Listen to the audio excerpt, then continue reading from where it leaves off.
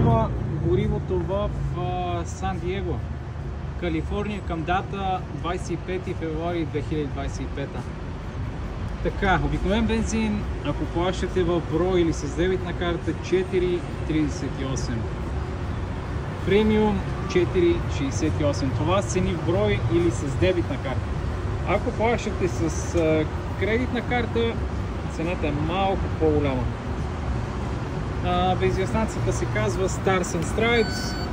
Намира се на изхода на магистрала 5 за квартал Pacific Beach.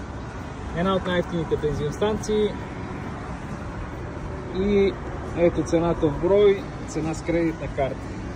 За съжаление, моята кола има само премиум бензин.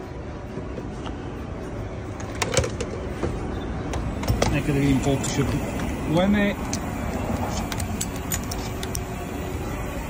Към момента имам половин резервуар.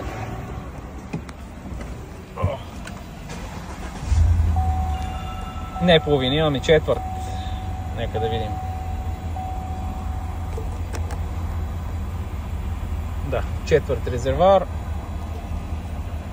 Какъв разход дава колата?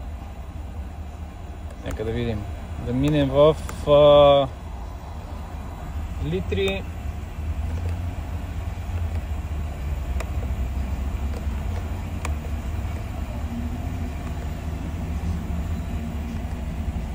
Среден разход за последните 602 км 12,9 литра.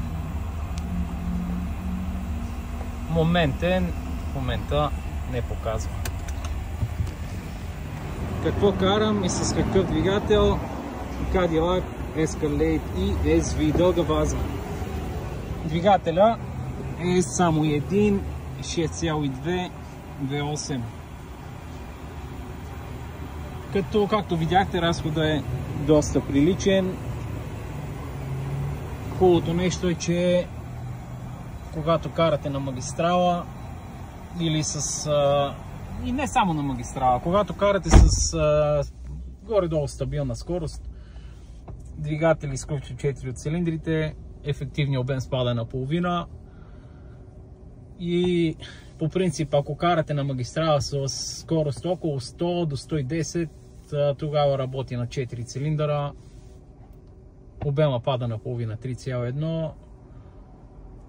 Дори в града, когато ускорявате спокойно и плавно, пак може да се движите само на 4 цилиндъра.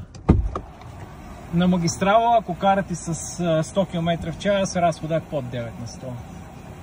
За V8 двигател и кола, която тежи почти 3 тона, е просто чудесно. Толкова голям резервуара, 31 галона. В момента имахме четвърт резервуар. Нека да видим колко ще събере. Интересното за тази бензиностанция е, че тук никога няма опашки. Винаги има празни места и глупавото е, че много от местните хора твърдят, че това било на Тръмп бензиностанцията и за това не зареждат тук. За тях е по-добре да плащат малко повече и да зареждат по бензиностанцията от среща, но не и тук. Колко струва дизела? Тук дизел няма. И като цяло в Америка дизел трябва да ходите и да си търсите. Не всички бензиностанции имат и като цяло е както при нас. Малко по-скъп от бензина. Колко събрахме? 23 галона за $110. Имахме четвърт резервуар.